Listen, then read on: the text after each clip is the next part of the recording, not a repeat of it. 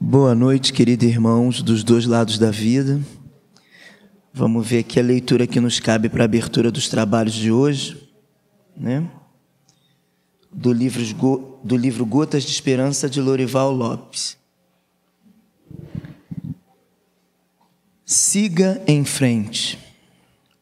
Uma adversidade, um impeço, são provas à sua resistência. Em meio às dificuldades, sua força aumenta de intensidade. Sem problemas, você não cresceria interiormente. São como as provas da escola. Servem para aferir o desenvolvimento do aluno, mas também para adestrá-lo a enfrentar obstáculos. Supere os óbices. Em toda ocasião, confie em Deus, acima de tudo. Acredite também nas suas próprias forças. Em frente, vá adiante. Use discernimento. Se não der certo de um jeito, tente de outro. Lutando, a semente vitoriosa rompe o chão e se mostra ao sol. Então, né? É colocar o corpo, a mente em movimento o tempo todo, né? Porque, assim, a vida não para a gente poder parar e resolver nossos problemas, né? E assim, é enfrentando mesmo os desafios que a gente, né, acaba se superando. Me vem à mente que assim, eu li uma coisa há pouco tempo que fala assim, quando tiver tudo ruim, pense naquele dia mais feliz que você já teve. Ele também vai passar. E quando tiver tudo bom, aproveite, porque também vai passar. Ou seja, tudo passa, né? E a gente precisa seguir em frente. Então, assim, que a espiritualidade superior nos auxilie, nos ajude para o aprendizado da noite de hoje, que já começa com a abertura da leitura. Eu não sei, nosso irmão está a caminho, né? Ainda não chegou, mas deve estar próximo aí. Já é para a gente já seguir em frente. Não é? É um ensinamento, já começa assim, temos um obstáculo, né? Vamos seguir em frente. Então, vou chamar o nosso irmão aqui, Ricardo, para poder assumir aqui. Tudo bem, gente? Agora está melhor, né? Demoramos, mas chegamos. Vamos lá. Graças a Deus. Hoje nós vamos conversar um pouquinho sobre um assunto bastante interessante também, né? Que é sobre quem era o meu próximo, né? E esse assunto, ele traz para nós uma série de reflexões. Obrigado. Se puder abrir, te agradeço. Tá bom, tá ótimo. Tá ótimo, pode deixar assim.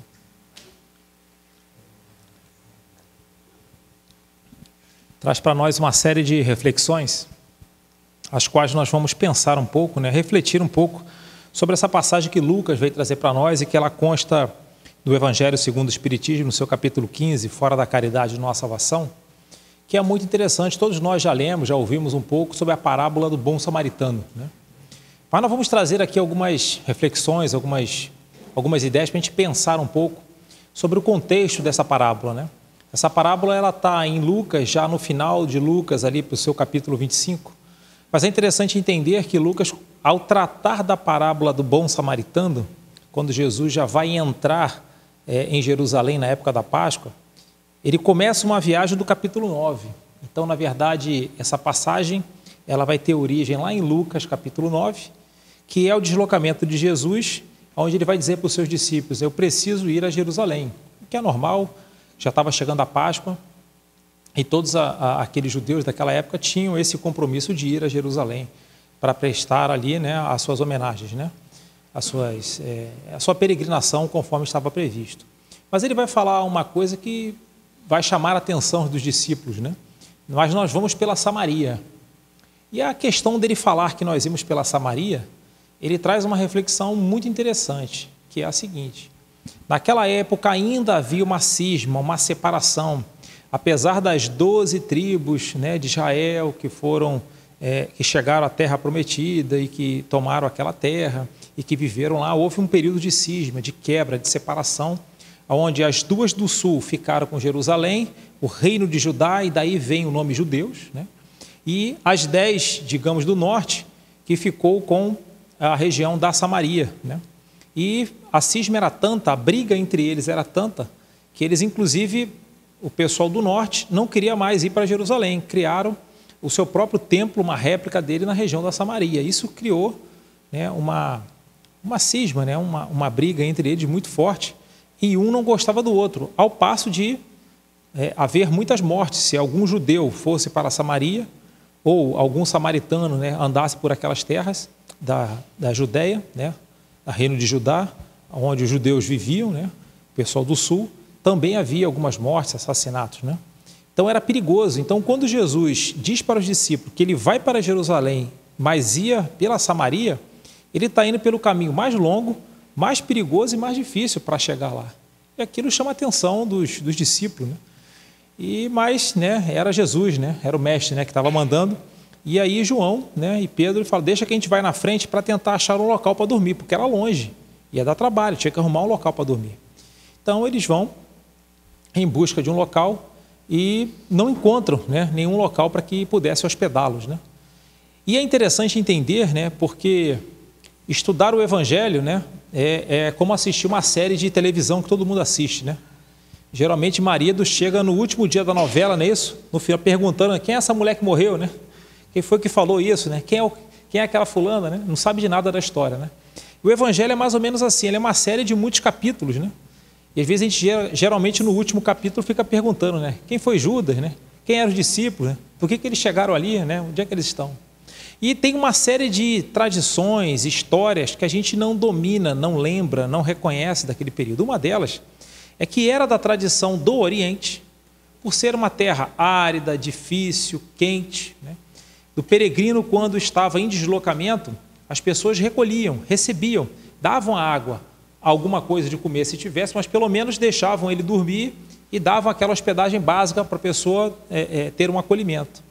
E quando isso não acontecia, era da tradição dizer, né, que o fogo do céu desceria sobre aquela casa, sobre aquela família, e todos morreriam pelo fogo do céu, né?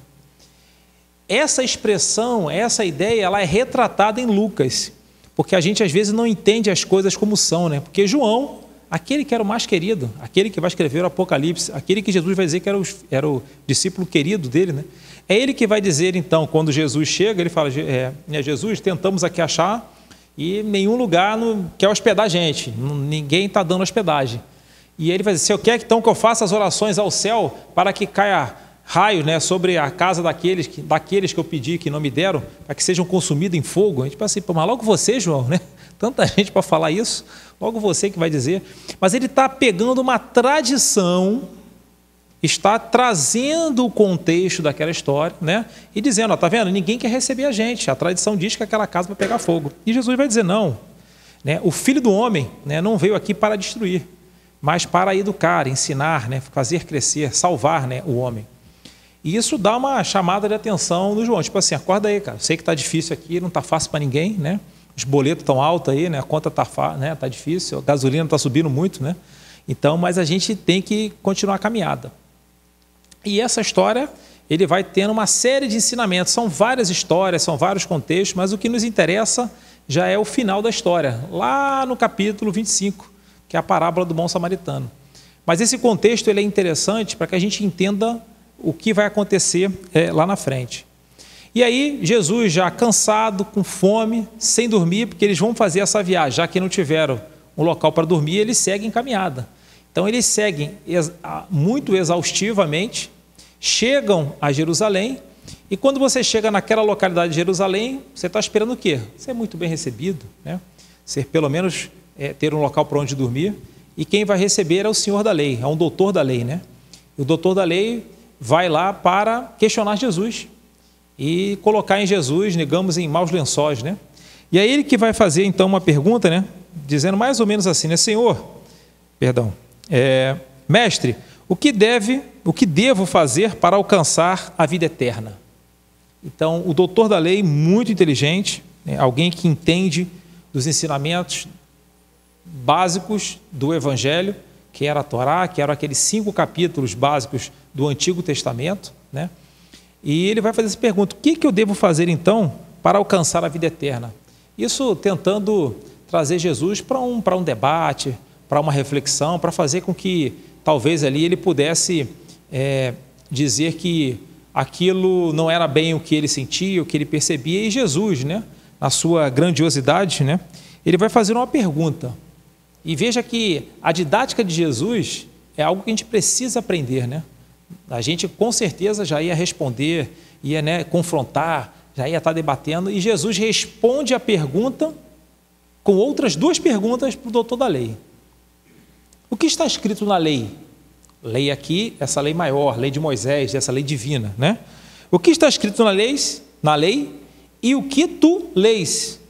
O que você entende dessa lei? São 2 perguntas. O que está escrito na lei? Então, não quero saber o que está no WhatsApp, o que saiu no TikTok, se a Virgínia está com o Vini Júnior ou não, nada disso interessa agora, certo? O que está na lei? O que está escrito? É a primeira coisa que ele balizou, tá? Então, você diz para mim, depois você me diz o que você entendeu do que está escrito. E aí a coisa é muito interessante, porque ele, como doutor da lei, ele vai trazer o resumo do resumo de todo o ensinamento que ele havia aprendido ao longo da vida.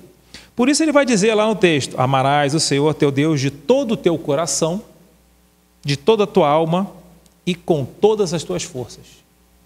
Todo o seu coração, de toda a sua alma e de todas as suas forças. E depois ele vai dizer, e o outro, né, o seguinte é amar ao próximo como a ti mesmo. É interessante que esse doutor da lei, por ser um homem sábio, um homem que estuda, ele está trazendo o resumo dos ensinamentos, porque quando a gente vai entender um pouco mais, estudar um pouco mais, nós vamos encontrar lá em Números, em Deuterônimo, uma série de não pode comer carne de porco, não pode não sei o quê, não pode, tem um monte de não. A gente nunca decorou aqueles não, mas são 614, 18, não pode isso, não pode, um monte de norma. Por isso que a vida de um judeu que vive a lei é uma vida reclusa, difícil, é muita coisa que ele não pode fazer, né? Não estamos questionando aqui se está certo ou está errado, estamos dizendo que existem esses fundamentos. E era muito ensinamento. Muita gente desistia, não aguentava ou não conseguia seguir a lei. Aí, os entendidos, né, depois de muito estudarem, de muito aprenderem, de muito caminharem, né, eles vão reunir um grupo de sábios, aquele que era o pai de Gamaliel, o Hilel, né, era um dos sábios judaicos, né, ele vai dizer que esses ensinamentos poderiam ser resumidos, né, naqueles 10 mandamentos que viriam ser ditos, né, um pouco depois, né? Aqueles 10 mandamentos da lei que Moisés havia recebido lá no Monte Sinai, né? Mesmo assim, 10 mandamentos ainda é muita coisa, né? A gente não consegue decorar nem o primeiro, quanto mais os 10 completos, né? Aí, ele vai dizer depois, esse grupo de sábios, né, que aqueles 10 mandamentos poderiam ser resumidos em 2. Aí ele vem em Levítico 3:4 e Deuterônimo 19:8, que é exatamente o que está escrito aqui. Então, em Deuterônimo, lá quando ele vai dizer que amarás o seu Deus de todo o teu coração, de toda a tua alma e de todas as suas forças, e depois ele vai dizer, vai sacar o outro lá de Levítico, que é amar ao próximo como a si mesmo, né? E esses são os 2 ensinamentos que resumem todo o ensinamento do Antigo Testamento, né? Isso trazido por aqueles sábios. É importante dizer, né, que Hilel é aquele que vai ser citado lá naquele livro, Brasil, Coração do Mundo, Pátria do Evangelho, como um dos mentores, né, espirituais que cuidam dessa nossa localidade que nós estamos aqui no Brasil. Muito sensacional, depois vocês peguem lá para dar uma olhada também. Mas é interessante entender que esse ensinamento primeiro, ele era da lei, ele era do conhecimento. Na religião judaica, eles precisavam fazer as orações pelo menos 3 vezes ao dia.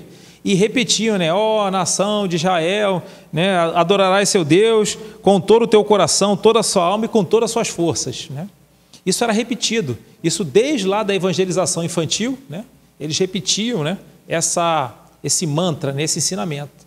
E aqui é importante deixar claro que para eles, né, esse coração, para eles, era a sede não só da emoção, como também do raciocínio. Para nós hoje, aqui no Brasil, né, Nós entendemos o coração como essa sede da emoção. Para eles, naquela época, não. É a sede tanto da inteligência quanto da emoção. E isso vai fazer com que, muitas vezes, esse entendimento desse coração ele seja levado à necessidade de educá-lo, de dar uma direção, porque esse mesmo coração, essa mesma inteligência que nos leva a fazer o bem, também nos leva a fazer o mal. Então era preciso orientar, educar esse sentimento, educar esse coração. Por isso o trabalho religioso que deve ser seguido a fim de que possamos dar um propósito, né? Então, amar a Deus de todo o seu coração é dar essa unidade, essa direção para o bem, né? E de toda a sua alma, né? A alma aqui não é entendido como nós hoje, né? Na doutrina espírita nós nos entendemos, mas para ele é dedicar-se completamente ao ensinamento que era dito, que era vivenciado, né? Era fazer todo o bem que era possível, né, dentro das suas possibilidades daquilo que você tinha. E todas as suas forças usar tudo que você tem para o bem, era não fazer o mal com aquilo que você possui, era fazer boas coisas, fazer o bem com as coisas que você tinha. Portanto, esse ensinamento, que poderia e era entendido como um dos resumos dessa tradição, né, toda, ele era, de certa forma, muito fácil de ser vivido, muito fácil de ser compreendido, porque eles repetiam isso praticamente 3 vezes ao dia, né? Mas, em compensação, né, quando ele vai trazer esse segundo ensinamento lá de Levítico, que é amar ao próximo como a si mesmo, isso vai trazer algumas reflexões, porque em algumas traduções, em alguns entendimentos, esse próximo também pode ser traduzido ou entendido como irmão. E aí a coisa fica interessante. É amar o irmão, o seu irmão, como a si mesmo. E aí a pergunta que vem para todos é: quem é esse irmão? E aí a grande maioria do entendimento da época, vamos dizer assim, a grande jurisprudência, né, era entender o irmão como alguém da minha religião, alguém que professa a mesma coisa que eu. Para Hilel, Gamaliel, esses que eram esses grandes sábios, esses grandes entendidos, eles vão dizer que esse irmão, né, trazendo lá dos antigos, onde eles recebiam, né, aqueles de outras terras como irmãos, o irmão não era só aquele que era da nossa religião ou do nosso grupo, eram todas aquelas pessoas que viviam no mundo. Isso abrangia, mas isso não era a maioria, nem todos entendiam dessa forma. Pelo contrário, a grande maioria entendia esse irmão, esse próximo, né, como aquele que professava a mesma religião do que eu. Isso significava dizer que para um judeu, se ele estivesse próximo de um romano, ele podia levantar e ir embora que estava tudo certo, não tinha nada de errado, porque ele não era irmão dele, o romano não era irmão dele, ou qualquer outro estrangeiro não era irmão dele, então ele só tinha direitos e deveres para com aquele que era o irmão, no entendimento de alguns. Para Hilel, Gamaliel, esses grandes sábios que vieram trazer esse grande conhecimento, ele vai trazer que esse irmão, na verdade, é todo aquele que está ao nosso redor, todo aquele que está no mundo, todo aquele que precisa de ajuda, que está ao redor de nós, né? E é interessante que nesse caminhar desses estudos, né, esses grandes sábios que vão trazer para nós essa ampliação das reflexões, são aqueles espíritos que passam no anonimato, mas que trazem uma profundidade de conhecimento enorme, né? E são eles que vão dizer, porque também era da tradição, dizer que aqueles grandes reis, né, os grandes espíritos, né, do judaísmo, né, eles herdariam a terra, né, Isaac e Jacó, e eles já, mas espera aí, esse pessoal todo já morreu, né? Como é que eles vão herdar se até hoje não herdaram, né? De onde é que vem isso? E aí Hilel e Gamaliel que vai dizer, não, olha só, essa mensagem ela está falando dessa terra futura, desse bem que virá, né? Dessa terra onde teremos leite e mel, né? Essa terra onde a justiça prevalecerá, quando o Messias prometido chegar, é ele que vai trazer essa terra, e lá todos nós seremos irmãos. Eles ampliam aquele conhecimento material, local, terreno, daquele povo, daquele momento, aonde o irmão era só aquele que professava a mesma religião, para uma coisa maior, mais profunda, mais ampla, né, para todo mundo, né? Mas isso são reflexões que não tocavam a todos os corações. A grande maioria ainda estava naquele irmão que era da mesma religião, professar a mesma coisa. Isso vai causar uma confusão naquele doutor da lei. Veja, Jesus e seus discípulos cansados, com fome, né, já andaram muito, eles são recebidos, e ao Jesus fazer esta pergunta, né, para o doutor da lei, ele vai fazer então, Jesus vai fazer então esse comentário quando ele diz, né, respondeste bem, faze isto e viverás. Então, se você cumpre esses dois ensinamentos, Jesus está falando, é isso aí, você tem razão, a sua resposta intelectual, ela foi sensacional, né? Se fosse fazer na prova, ele tirou 10, né? Tirou 10 na prova. Contudo, ele só vivia no intelecto, no conhecimento, porque ele não conseguia trazer aquilo para o próximo, para aquele que estava necessitado. E Jesus, ao saber disso, porque havia um entendimento muito da religião, aonde você, ao fazer o bem, era estar afastado daquele que era doente, daquele que era impuro. A pureza, naquele momento, ela era entendida por meio de rituais, onde alguém que precisava ser purificado tinha que fazer um ritual, né, de uma pomba, de uma cabra, de alguma coisa, de uma doação, e aí ele passava por o ritual do sacerdote, ele estava puro. E depois, se ele ficasse impuro, ele teria que voltar lá e fazer. Por isso que todo filme que a gente vê daquela época de Jesus tinha pomba, né? Tinha a cabra, tinha um monte de coisa ali que era os animais que eram oferecidos para rituais de purificação. E tudo podia te tornar impuro. Comer a carne de porco podia te tornar impuro. Alguém que era morto, se você encostasse, você ficava impuro. A mulher, quando estava sangrando, a menstruação que hoje, você encostasse nela, estava impuro. Uma série de coisas era impuro, certo? Nós estamos aqui, não estamos julgando ninguém, estamos explicando, né, para que a gente entenda o conceito, né? É isso que a gente está conversando aqui agora. Então, Jesus veio trazer para ele esse conhecimento. Se você tem que amar de toda a sua força, de todo o teu coração, de todo o teu espírito, né, e você tem que amar o próximo como a si mesmo, então faze isso e você viverás. Só que esse conhecimento do amar ao próximo, Jesus entendia e sabia como isso ainda era distante para aquele povo. E aí Jesus, né? E aí ele ainda querendo testar Jesus, né? Querendo testar Jesus, ele vai e lança outra pergunta. Então, quem é o meu próximo? Ele pergunta para Jesus, quem é o meu próximo? E aí Jesus, que poderia de novo entrar no debate, numa discussão, e aí ele vai dizer, não, mas esse entendimento não é o meu, não, eu sou do outro grupo, eu não quero saber, né, desse modo de pensar. Jesus vai e conta uma história. Então Jesus é sensacional, né? E nós precisamos aprender isso com Jesus, né? Nós ainda estamos muito distantes dessa didática. Então ele vai contar uma história. E começa contando uma história que, teoricamente, meio sem pé, sem cabeça. Um homem que descia de Jerusalém para Jericó, e aí vamos parar aqui de novo, né? Essa história é sensacional, porque para você sair lá da Samaria e ir para Jericó, você tinha que subir para poder descer. Então, quando você está descendo de Jerusalém, você está voltando de Jerusalém, né? Você não está subindo. Então ele está falando o seguinte, um homem que descia de Jerusalém para Jericó caiu. Ele caiu. Ele não vai dizer quem é esse homem. E o pior, esse cara apanhou, foi despojado, estava ferido, bateram nele e foi dado como quase morto. Então você não tem como falar com ele que ele está quase morto, está sem roupa, todo ferido. Quem é esse camarada? Ninguém sabe. Para onde ele ia, de onde ele vinha, ninguém tem noção. Como é que você vai saber se ele é seu irmão ou não? Qual é a religião que ele professa? Ninguém sabe.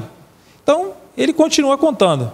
Então, esse homem caiu nas mãos de ladrões que o despojaram, encheram de feridas e fugiram, deixando quase morto.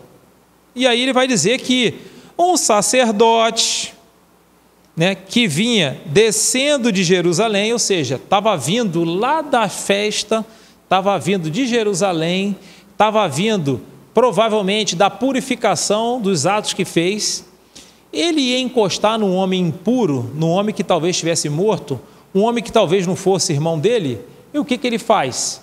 Ele passa e vai embora. Então, um sacerdote, mas era alguém que teoricamente todo mundo acha que ele vai parar para poder ajudar, porque é alguém que pelo menos tenta viver aquilo que prega, mas ele não, ele passa, vai embora. Logo depois vem um levítico. Levítico aqui é alguém que entende da lei, que segue a lei, que era alguém que seguia rigorosamente, né? O sacerdote passou, foi embora, ele também vai embora, né? É um guiando o outro. Também estava vindo de Jerusalém, também passou pelos rituais de purificação. Alguém que faz uma purificação para fora, externamente, que cumpre ritual, mas não faz a purificação interior daquela pessoa que vive, né? E ele também passa e vai embora. E isso vai chamando a atenção de todos, né? E aí ele vai dizer assim, um samaritano, aí chamou a atenção de todo mundo. Primeiro que eles vieram da Samaria, ninguém deu hospedagem, estava com fome, cansado, ninguém deu leite para eles, né? E Jesus vai pegar logo o samaritano, e samaritano que era inimigo de quem? Exatamente daqueles que estavam ali ouvindo, daquele sacerdote lá em Jerusalém, porque lembram que um reino do sul era brigado com o norte. O pessoal do reino de Judá, os judeus, eram brigados com o pessoal do norte, o pessoal de Israel. Essa briga durou muito tempo, né? E ele vai pegar exatamente o exemplo do samaritano. Então, um samaritano que vinha em viagem, chegando onde estava um homem, sentiu-se compaixão. E aqui é interessantíssimo, né? Que história é essa, né? Ele sentiu-se, bateu alguma coisa, foi tomado de compaixão, alguma coisa que vem de fora, né? Uma voz compassiva, uma coisa que vem de fora para dentro, alguma coisa que chama ele. Ele ouve a voz de Deus, é algo que toca o seu coração. Exatamente aquele que ninguém gostava, aquele que era tido como inimigo, aquele que não prestava, aquele que não deu abrigo para Jesus e seus discípulos, aquele que não deu alimento para nenhum deles, é ele que Jesus vai colocar no centro da história. Nessa história, João deve ter olhado para ele e falou, não entendi, onde é que está o samaritano nessa história aqui, eu não estou entendendo. Por que você chamou logo ele, né? E ele continua, Jesus, né? Aproximou-se dele, então o samaritano aproximou-se do ferido e tratou suas feridas com azeite e vinho. É importante lembrar, né, que naquela época não tinha mertiolate, né, não tinha band-aid, né, não tinha nada disso, né? O que tinha era azeite, vinho e alguns outros produtos. O normal era isso que se tratava. Então o vinho, teoricamente, com algumas propriedades de limpeza, né, o azeite para tratar um pouco as feridas, né? E é o que tinha de melhor, a fim de que aquela pessoa fosse tratada e levada, né, para aqueles que poderiam ter algum conhecimento mais, né, sobre aquele tipo de tratamento. Então o que ele faz? Ele passa o azeite e vinho, enfaixa as feridas daquela pessoa que estava doente, caído no chão, que ele não sabe quem é, não sabe se está morto, não sabe se é da religião dele, né? Em seguida, coloca, né, sobre o seu cavalo e leva para uma localidade, leva para uma hospedaria. E como se fosse um próprio servo, ele vai puxando esse animal com o doente que ele tratou em cima, que ele não sabe quem é, não sabe se é um irmão, se é da religião dele ou não, e leva para essa hospedaria. Então veja, esse samaritano, ele está seguindo de certa forma aquele conhecimento que é a primeira grande lei, ou primeiro grande resumo da lei judaica, que era amar o Senhor teu Deus de todo o teu coração e de toda a tua alma. Então ele está, independente do que ele acha, fazendo bem, direcionando tudo o seu conhecimento, o seu esforço para ajudar alguém que ele não conhece e levando para uma hospedaria. E chegando lá, o que ele faz? Ele entrega lá 2 moedas e fala, cuida dele, quando eu voltar, se tiver gasto alguma coisa a mais, né, eu vou ressarcir, né, isso aqui para vocês, né? É como se ele estivesse empregando todas as suas forças para fazer o bem para aquele que estava doente, né? E isso vai trazer para nós também uma série de reflexões interessantíssimas, né? Será que nós, né, pararíamos na estrada para ajudar alguém que a gente não conhece, né? A gente já tem esse hábito, né, de ajudar o próximo, aquele que está precisando na rua, né? Ou a gente ainda passa, finge que não é conosco, né? Isso é difícil, são reflexões que todos nós fazemos todos os dias, né?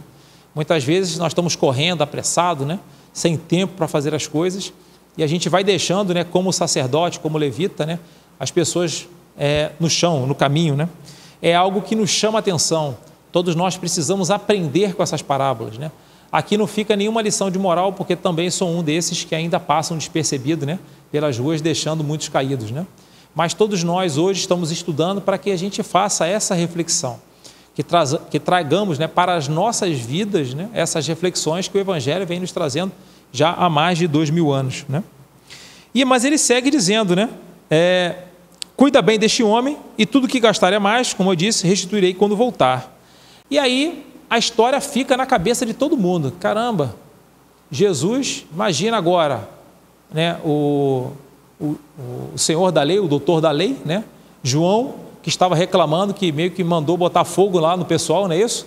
Jesus vai trazer exatamente a figura do samaritano, que não tinha dado abrigo, que não tinha dado comida, que não tinha dado nada para eles, como a figura de alguém que parou para ajudar. E aí ele vai fazer uma reflexão, Jesus vai fazer uma pergunta: qual desses três te parece o próximo daquele que caiu nas mãos do assaltante? Aí Jesus faz a pergunta. Você queria saber quem era o próximo, né? Eu te contei a história. E aí, quem é o próximo nessa história que eu contei? Aí você imagina a reflexão do doutor da lei, né? Que era muito inteligente, que sabia, né, o que estava sendo falado, que entendia com profundidade, mas era alguém ainda muito duro, alguém que não conseguia viver aquela mensagem de amor que Jesus veio trazer. Né? Talvez nós ainda, né, sejamos muito duros para vivenciar essa mensagem. E nós, quando brigamos com alguém, né, estamos de mal, né? A gente não fica de mal, o espírita não fica de mal, né? A gente só briga de vez em quando, né? Espiritamente, né, a gente fica de mal com os outros, né? Então, a gente tem muita dificuldade para reconhecer algo de bom naquele que a gente não gosta. Aquele que a gente briga, que não gosta, que está de mal com a gente tem muita dificuldade de reconhecer coisas boas. Mas todas as pessoas têm alguma coisa de bom. Assim também era o samaritano, aquele que era odiado, que nessa história era aquele que fez o bem. Era aquele que todos já conheciam nessa história, que quem foi o próximo daquele que caiu. E veja bem, essa pergunta de Jesus, ele muda o ângulo do nosso entendimento. Porque ele podia perguntar assim: e aí, quem é o nosso próximo? Como é que está o próximo? Você amaria qualquer um? Ele coloca a coisa da seguinte forma: qual dos três te parece ser o próximo daquele que caiu? Ele faz uma análise, ele está dizendo o seguinte: o próximo não é quem está do lado, não é quem está perto, não é quem casou com fulano, não é quem tem filho, porque vai ter pai e mãe que não é próximo de filho, vai ter casal que vive 20, 30 anos que também não é próximo. A proximidade aqui não é uma proximidade física, é essa proximidade de irmão, de alguém que vivencia, de alguém que se coloca na posição de ajudar o outro. É alguém que age com misericórdia para com o outro. E essa palavra misericórdia, ela é uma palavra também assim sensacional. Se nós fôssemos estudar, né, a profundidade ou a etimologia da palavra, a misericórdia tem a ver com aquilo que é gerado no ventre. Misericórdia é você agir para com o próximo como aquilo que é gerado em seu ventre. Coisa muito característica das mães, não é isso? Então, agir com bondade ou com misericórdia para com o próximo é agir da mesma forma que nós agiríamos para com aquele que está em nosso ventre. Essa é a profundidade da palavra misericórdia, né? E misericórdia aqui, portanto, o doutor da lei, ele não vai dizer que o inimigo dele, aquele que ele não gosta, que era o samaritano, que era o próximo.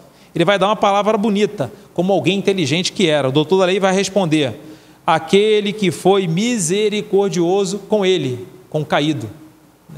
Então, quem foi que te parece o próximo daquele que caiu? Aquele que foi o misericordioso com ele. Então, quando você pergunta quem foi o próximo, Jesus está perguntando o seguinte: próximo de quem? Próximo de quem está caído ou próximo de quem está de pé? Porque a perspectiva muda. Porque quando você está caído, qualquer um que aparecer, você não está nem aí. Se é preto, se é branco, se é pobre, se é rico, se tem dinheiro, se não tem, se está doente, se não está, você está com fome, está necessitado. Quem aparecer, você recebe a doação, recebe a ajuda. Mas muitas vezes, quando você está do outro lado daquele que ajuda, você quer escolher, você diz quem vai, quem não vai, como é que você vai ajudar, como é que você não vai, esse eu ajudo, aquele não ajuda. Então, a perspectiva de quem ajuda, ela muda. A perspectiva de quem está sendo ajudado é diferente. A reflexão aqui está exatamente neste próximo. Qual é o próximo? O próximo é aquele que se põe na condição de ajudar o outro, que se põe na atitude de misericórdia para com o outro. Esse é o próximo, independente da religião, do tempo, se ele passou naquele momento ou não. É isso que ele está dizendo. Ele está trazendo para nós. E aí Jesus então vai falar, né? Vai e faze o mesmo, né? Segue esse ensinamento. E isso é interessante para trazer para nós uma lição de ajuda. E essa passagem, a parábola, né, do bom samaritano, hoje ela é entendida como a melhor orientação de ajuda ao próximo. Como assim a melhor orientação? Porque ela que vai dizer que nós temos que ajudar, né? Todo aquele que precisa, todo aquele que é o caído, todo aquele que está na condição de necessitado. Mas essa ajuda, ela vai muito além da bolsa, muito além da entrega de alguma coisa. Ela vai da entrega pessoal, daquilo que está na mensagem, daquele primeiro grande resumo. Amar a Deus de todo o seu coração, de toda a sua alma e com todas as suas forças. Então é pegar aquele que necessita, né, levar para a hospedagem, pagar a hospedagem e deixar ele sendo ajudado e voltar para ver se ele ainda precisa de ajuda. Então o processo hoje de orientação divina para a ajuda ao próximo é muito maior do que dar a esmola, do que dar a bolsa. Mas veja, dar ajuda é importante, dar a bolsa também é. O que nós estamos falando é que a coisa vai muito além disso, porque nós nos acostumamos, né, a dar alguma coisa e vai embora. A proposta divina não é dar alguma coisa e vai embora, é de todo o coração, de toda a sua alma e com todas as suas forças. Está aí talvez a nossa dificuldade no entendimento da mensagem divina, porque a mensagem divina não é para o próximo, é para nós. É trazer para o nosso coração aquilo que os evangelistas vivenciaram. É trazer para nós essa vivência desse amor mais profundo. É se envolver com aquilo que está ao nosso redor. É se tornar o próximo daquele que necessita. Aí a coisa muda de figura. Aonde a bolsa, o alimento, ele é importante, porque quem tem fome precisa comer, mas isso é uma pequena parcela ou parte do processo de doação, de entrega, de ajuda, de elevação daquele que está caído, que está doente, que precisa da ajuda ou precisa de orientação. Então, a nossa conversa hoje vai no sentido dessa caridade. Caridade essa que ela se torna essencial nesse processo de evangelização, aonde nós entendemos que essa caridade tem a ver com esse caritas, tem a ver com esse amor profundo, tem a ver com essa vivência do Evangelho, aonde a gente já consegue, vencendo as nossas dificuldades interiores, que são verdadeiras, que são grandes, para que nós nos tornemos aquele exemplo, que nós tornemos aqueles que vivenciam, que nos tornemos aquela testemunha do Cristo, como está lá em Atos, né, dos Apóstolos, capítulo 1, versículo 8, para que nos tornemos esses discípulos, ou melhor, nos tornemos essas testemunhas do Cristo, seja na Samaria, em Jerusalém ou nos confins da terra, né? Em todas as partes aonde nós possamos estar, que a gente possa vivenciar essa mensagem como foi aquele samaritano, que a gente não sabe o nome, não sabe de onde veio, não sabe para onde ele estava indo, muito menos aquele que caiu, qual era a sua roupa, qual era a sua religião, mas que estando necessitado, a gente possa parar, curar as feridas, levar ele para um local onde ele possa ser atendido e quem sabe até voltar, né, para poder ajudar no pagamento, né, das suas necessidades. Isso envolve uma mudança de mentalidade, isso envolve uma mudança de postura, que vai trazer para nós algumas reflexões importantíssimas, né, que Jesus veio trazer então nesse capítulo que nós estamos estudando, né, onde ele vai trazer então para nós essa orientação dizendo o seguinte, que Lucas, ao retratar isso, ele também nos dá, né, uma orientação aqui nesse início, quando ele vai trazer também uma passagem de Mateus, que ele complementa essa história, dizendo para nós que, numa outra passagem, né, que o Senhor, quando me viste, me hospedaste, ele vai dizer aqui, né, o rei estiver à sua direita, vinde vós que fostes abençoados por meu Pai, tomai posse do meu reino, que vos foi preparado desde o começo do mundo, porque eu tive fome e me deste de comer, eu tive sede e me deste de beber, e ele vai trazendo toda aquela orientação. E os discípulos ficam, vem cá, mas quando é que eu tive fome e te dei de comer? E ele vai dizer, quando fizeste isso, aquele que o menor entre todos, aquele que foi o mais humilde, aquele que estava necessitado, quando você ajudou um irmão caído, você também estava fazendo a mim, no caso aqui é Jesus, né? Que estava precisando. Então, ele vai trazer para nós essa ampliação desse conhecimento. Ele vai dizer para nós o seguinte, olha, independente da religião, independente do grupo, porque senão o nosso amor, ele fica um amor condicional. Eu só amo da minha família, do meu grupo religioso, do meu time de futebol, da minha classe religiosa e do meu grupo político, né? E a gente entra nessas brigas e confusões há séculos, né? Sem entender que aquele irmão, apesar de ter uma desavença conosco, de ter uma diversidade de opinião, ele possui qualidades. E aí está a nossa dificuldade como espíritos imperfeitos.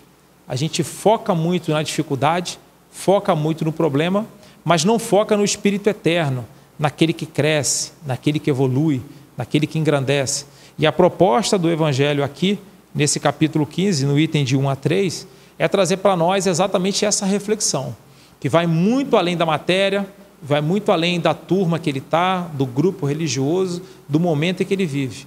Mas que a gente possa aprender a ajudar não só aqueles irmãos que professam as mesmas ideias, o mesmo grupinho de WhatsApp, o mesmo grupinho, né, das redes sociais, mas que possam ajudar aqueles que necessitam de qualquer grupo, de qualquer localidade, de qualquer irmandade, né, de onde eles possam estar vivenciando. Terminamos assim a nossa reflexão da noite, né, trazendo essa visão da parábola do bom samaritano, que ela aprofunda a nossa visão da ajuda ao próximo, que ela traz para nós uma forma de ver muito mais profunda do que muitas vezes nós paramos para pensar ou para analisar, do que somente dar uma bolsa que tem a sua importância, tem o seu valor, deve ser dado, mas que a ajuda ao próximo, o fazer o bem, vai muito mais além. Envolve todo o nosso coração, toda a nossa alma e toda a nossa força. E que possamos aprender a amar ao próximo como a nós mesmos, para que nos tornemos o próximo do outro ao agirmos com misericórdia para com aquele que necessita, independente de quem seja, porque a proposta de Jesus, a gente não sabe quem é, ele não pode falar, ele está ferido, está caído no chão, a gente não tem a mínima ideia de quem seja, mas é esse que precisa da nossa ajuda. Muita paz a todos. Tá? Boa noite a todos. Mais uma lição, mais uma dica, mais uma reflexão hoje com o nosso irmão Alexandre. E quando a gente escuta essas palavras, quem tem coragem de mergulhar profundamente dentro de si, consegue ver, né, o quanto ainda precisamos trabalhar os nossos sentimentos a ponto de entender o nosso próximo, né? Há um trabalho grande em entender que todos nós somos irmãos, que todos merecem a misericórdia, como Deus teve misericórdia de nós e nos deu a chance de uma nova vida aqui na Terra. Então precisamos amadurecer o nosso olhar em relação às pessoas que estão à nossa volta, nesse planeta de provas e expiações, onde encontramos tantas dores, né? Dores em nós e dores nos nossos próximos. E Deus, com a sua infinita bondade, abraça todos. Que nós possamos refletir sobre isso e tentar amansar um pouco o nosso coração, desenvolver em nós um pouco mais de caridade, de compreensão. Isso vai nos trazer um pouco mais de paz, não é verdade? Então, que Deus nos ajude, porque sozinho fica difícil. A gente precisa do Evangelho de Jesus, a gente precisa dessas orientações para que a gente possa raciocinar de uma forma bonita, entendendo melhor a vida, entendendo melhor a nós mesmos e quem está à nossa volta, né? A caridade é uma coisa muito mais ampla do que a gente imagina. Então, nesse momento, uma forma de caridade é a oração. Uma forma de caridade é pensar naquelas pessoas que estão precisando de carinho, de orientação. E a oração, ela tem esse poder de vencer barreiras e chegar aonde nós desejamos. E, primeiramente, nós queremos que a nossa oração chegue aos nossos irmãos desencarnados, aqueles que tiveram um corpo na Terra por várias vezes e hoje se encontram no plano espiritual em alguma dimensão, em algum lugar. E da onde eles estiverem, eles podem receber o nosso carinho, a nossa vibração amorosa. E, primeiramente, nós sempre pedimos pelos nossos entes queridos que estão no plano espiritual. Pedimos pelaquela mãe, aquele pai, aquele irmão, aquele familiar querido, para que eles sejam felizes nessa nova dimensão, que siga esse estudo, esse caminhar de harmonização com as leis divinas. Então, queremos pedir por todos eles que estão na nossa mente, no nosso coração, pedir pelas nossas companhias espirituais, pedir por todos esses espíritos que vieram aqui nessa casa hoje, também refletir e aprender um pouco mais. Pedimos por todos os nomes que nós colocamos na caixinha de prece. Todos eles recebam esse carinho. Todos os irmãos que estão voltando ao plano espiritual, necessitados de luz, de orientação, de amor. Pedimos por todos eles. Pai nosso, que estás no céu, santificado seja o vosso nome. Venha a nós o vosso reino. Seja feita a vossa vontade, assim na terra. O pão nosso de cada dia nos dai hoje. Perdoai as nossas ofensas, assim como nós perdoamos os nossos ofensores. Mas não deixeis cair em tentação, livrai-nos de todo mal, que assim seja. Ó Pai, que a nossa prece se una aqui e transforme em uma energia poderosa que possa seguir em direção a todos esses irmãos, levando o carinho, o ânimo, a esperança a cada coração que sofre.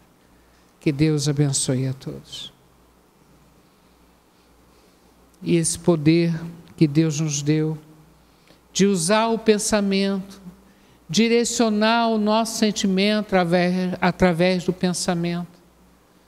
Nós temos que pedir por muita gente, pedir pela humanidade, pedir pelos nossos lares, nosso ambiente de trabalho, a nossa comunidade. Então é o momento de irradiar. Irradiar é produzir uma energia tão poderosa que sai daqui e vai em direção a tantos lugares. Estamos contribuindo da nossa casa aqui, do nosso pensamento, com energias salutares para a nossa terra escola querida, que precisa muito desse apoio. Queremos, então, pedir por todos os nomes, endereços que nós colocamos na caixinha de radiação, pedir por aquela pessoa que está em casa, precisando de carinho, de esclarecimento, de ajuda, todos os nossos familiares, todos os nossos colegas de trabalho. E essa energia vai se espalhando pela nossa comunidade, pelo nosso Rio de Janeiro, que precisa muito de carinho, pelo nosso Brasil, pela nossa terra amada.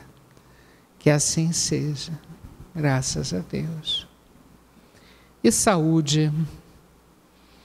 Nós ainda maltratamos muito a nossa mente, o nosso coração, o nosso corpo, pelas atitudes, às vezes, impensadas, né? Por estarmos um pouco mais longe do Evangelho, aquilo que Jesus nos ensinou, como uma prescrição médica para o equilíbrio. Mas muitas das vezes nós, desavisadamente, esquecemos disso e entramos em sintonia com as energias que não são boas.